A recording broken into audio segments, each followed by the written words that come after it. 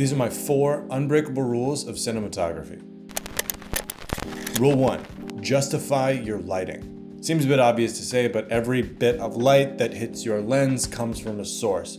But when you start thinking about that, it helps you motivate where your light comes from. And there's 2 sources. It can be an on-camera light or it can be an off-camera light. With on-camera lights, you have stuff like practicals, for instance, having a lamp behind your subject. And that justifies the lighting setup that you use because that lamp inside of the scene dictates where the light source comes from. If you ever see a video online or a movie and you think, that doesn't look quite natural, it's probably because they didn't use the correct motivation for their lighting setup. Not only does motivated lighting dictate how powerful your light is and where your light's coming from, but it also dictates the color of your light. If I have a really warm lamp that's behind me in the scene, I'm not gonna light up my key light with blue. It's not gonna make sense, it's not gonna look right. So justify your lights. Rule number 2, understand the 180-degree rule. Now this is a tried and true method with cinematography, which is you don't cross the 180-degree rule to establish a conventional relationship between 2 or more characters. The best way to think about the 180 rule is to imagine an invisible line that connects the center point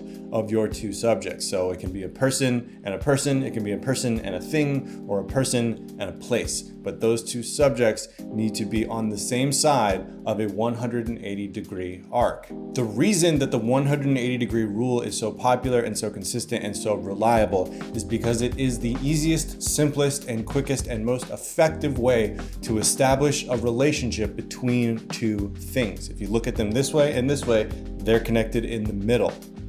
Simple enough. Rule number 3, camera movement requires reason.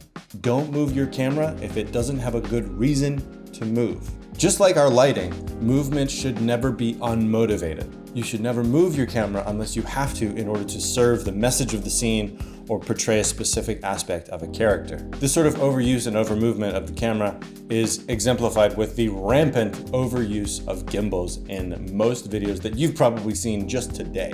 Some really solid examples of excellent use of camera movement are walk-in talks in Aaron Sorkin's TV show, The West Wing, which connect the message between 2 or more characters between 2 other separate groups of characters, thereby pushing the story forward with good reason. Another good example is the whip pan from the dancing scene in La La Land that shows in a quick, succinct detail the dynamics of the relationship between the 2 characters.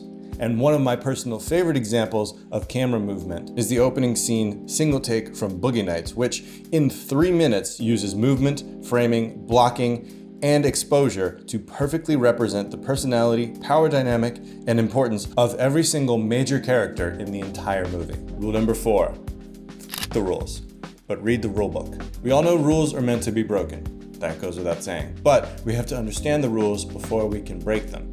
For instance, our first rule about lighting can be broken when we're trying to make a character or a specific situation feel uneasy. And you can do things like lighting from underneath a character. You'll see a lot of this rule broken when you're trying to light a character that is ominous or villainous. A great example of our second rule being broken is in Saving Private Ryan when Tom Hanks' character has to tell Matt Damon's character that his brothers have died. It's a classic 180-degree rule break, where you have 2 characters talking and then the dynamic between those characters changes and the 180 rule gets broken. I tried to find a good example of breaking the third rule of camera movement needing to be motivated, but I couldn't really find one because if you're moving a camera, it's usually for a good reason. If you're moving a camera for no good reason, you're probably not making that good of a video.